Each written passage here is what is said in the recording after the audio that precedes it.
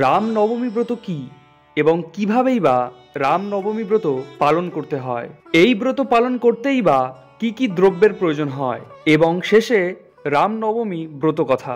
আসুন এই সমস্ত তথ্য আপনার প্রিয় ঈশ্বর কথা চ্যানেলের মাধ্যমে আমরা জেনে নিই।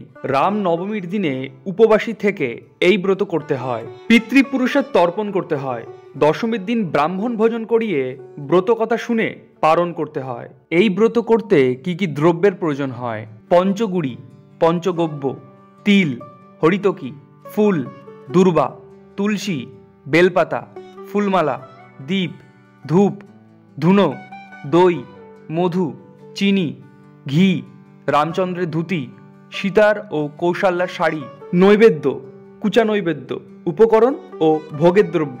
রামনবমী ব্রত কথা। অযোধ্যা রাজা দশরথের পুত্র না হওয়ায় রাজা খুব দুঃখে ছিলেন।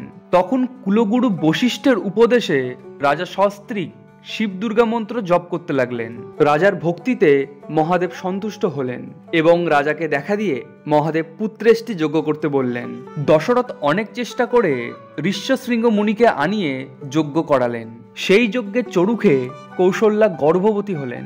তারপর চৈত্র মাসের শুক্লা পক্ষের নবমী তিথিতে পুনর্বসু নক্ষত্র উদয়কালে শুভ যোগে শুভ লগ্নে ভগবান নারায়ণ রামচন্দ্র রূপে কৌশল্যার গর্ভ থেকে ভূমিষ্ঠ হলেন। শ্রী রামচন্দ্রের জন্ম উপলক্ষে রাজ্যে খুব আনন্দ উৎসব হলো। এই দিনটি খুবই পূর্ণ দিন, একেই বলা হয় রামনবমী।